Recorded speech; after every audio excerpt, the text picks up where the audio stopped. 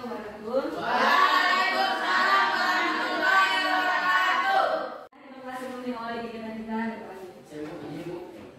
Tidak kan siap gerak. Mengawali kegiatan kita pada pagi hari ini. Kedua menerangkan selesai demonstrasi kedua. Selesai istirahat di tempat gerak. Mohon izin belajar. Terima kasih. Baik. Apa kabar semuanya? Baik. Alhamdulillah. Kita bertemu lagi dalam materi yang baru. Sebelum kita lanjut ke materi, kita Ibu ambil absen dulu ya. Ya. Ketua kelas bagaimana, semua hadir? Ada yang sakit? Ada satu saja yang sakit Ibu. Siapa? Gracia. Gracia. Ya. Ingrid sakit juga? Ingrid. Fikri. Oke, ya. Dua sakit ya? Siap. Jadi 20 orang dari 22 siswa yang hadir, 22 sakit. Ya. Oke? Oke.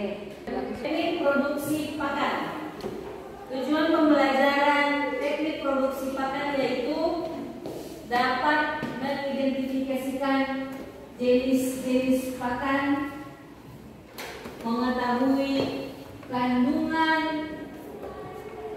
gizi dari bahan baku, serta mengetahui metode formulasi pakan. Jadi ada 3 tujuan dari pembelajaran hari ini. Pertama, kita lihat definisi dari produksi pakan. Pakan ikan adalah bahan makanan tunggal atau campuran, baik yang diolah maupun tidak. Bisa lanjut? Yang diberikan pada ikan untuk kelangsungan hidup, Ya. pertumbuhan, pemulihan, dan perkembangan biakan, baik berupa pakan alami ataupun ikan. Bahan baku pakan, sumber bahan yang berasal dari nabati dan hewani. Nabati dan hewani yang telah diolah dan dipergunakan sebagai komposisi pakan ikan yang telah diolah, bukan mentah-mentah langsung diolah. Berarti dijadikan tepung dulu baru diolah. Yang ketiga, tentang formulasi pakan. Formulasi ini kalau ibu-ibu bikin menu makanan itu pasti ada takarannya kan? Ya. Sama juga dengan membuat makan. Tidak semata-mata tidak gampang bikin makan asal-asalan saja. Kita harus punya tujuan dari target dari produksi pakan tersebut. Misalkan sesuai dengan buat ikan, sama cita rasanya, ikan suka atau tidak. Gitu. Bahan baku pakan yang tadi Ibu sudah jelaskan ada 2. Kelompok hewani sama nabati. Ini jelas ya? Ya. Siap. Ini dari apa? Tumbuhan. Tumbuhan. Ini dari Hewan. Oke. Syarat pembuatan pakan: 1. Mempunyai nilai gizi tinggi, tidak mengandung racun, mudah diperoleh, mudah diolah, mencerna, harga yang murah, dan mengandung racun. Tidak mengandung racun sudah pasti, ya.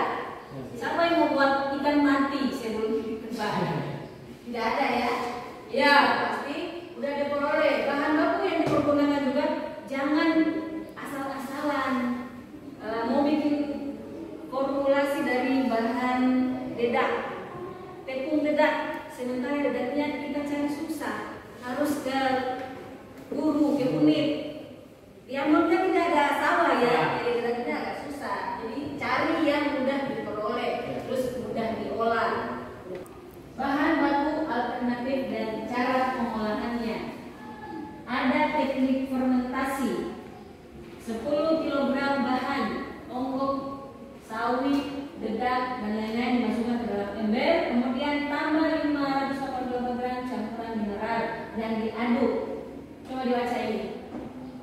10 kg bahan. Oke, ada 2. Ini yang ibu tulis dan ibu tidak tulis itu yang akan kita praktekkan nanti.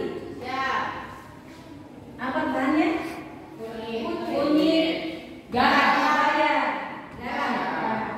ditambah dengan gula merah sedikit dan vitamin sedikit, secukupnya. Itu teknik fermentasi. Setelah di blender, terus disaring airnya, disimpan ke dalam wadah dan dibiarkan selama 2 minggu.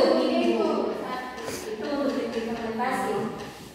Kedua, teknik pembuatan silase. Ini penjelasannya bisa baca.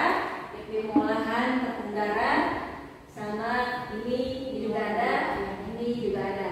Ini paling mudah ini kok mas, tinggal direbus, dicincang halus-halus terus diberikan gampang. Ini lanjut kandungan nutrisi bahan baku. Dalam bahan baku terdapat protein, air, mineral. Ya, ini ada karatnya ikan. Yang kita produksi adalah pelet. PLKVMA.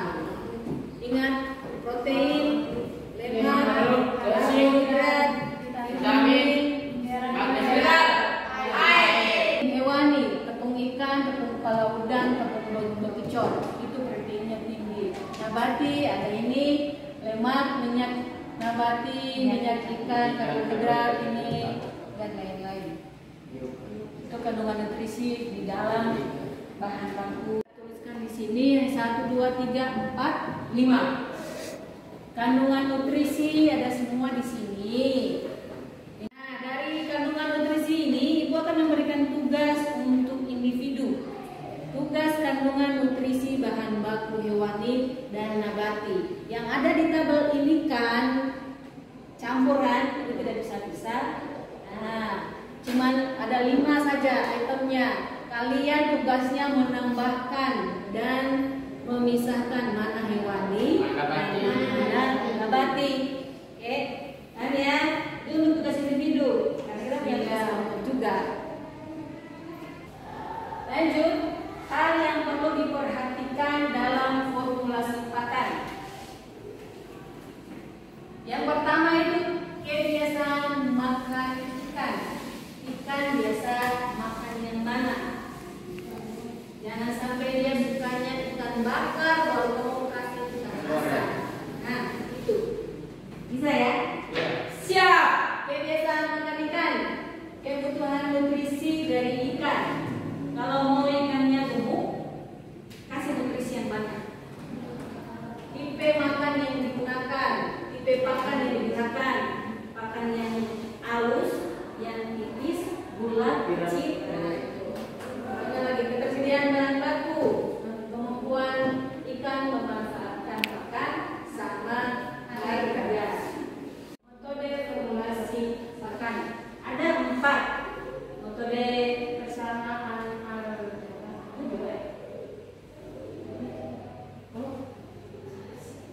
bujur sangka person, aljabar, Excel, sama software. Software ini yang bekas.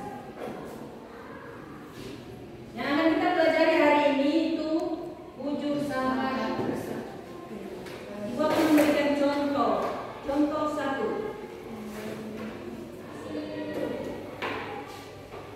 Susun formulasi pakan ikan. Oke, bisa ya? Ikan berapa? 62%. Tambah 50%. Tambah 49%. Bagi 3. Bagaimana menggunakan formulasi metode bujur sangka ini apabila target protein yang kita butuhkan pada pakan itu 30% ditambah 49 dibagi, karena ini ada 3, 1, 2, 3 dibagi 3 dikali dengan 100%. Coba kalian kerjakan. Jawabannya adalah 53,7%. Nilai yang ini dikurang dengan 30%. 23,7. Ya, benar sekali. 23,7%. Yes. Betul sekali. Berarti kalian paham ya? Ya. Oke. Jadi sekarang 3 metode ini kalian bahas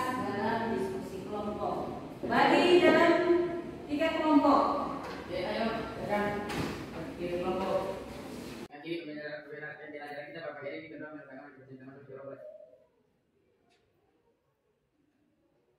Selesai, bisa cepat gerak. Silakan.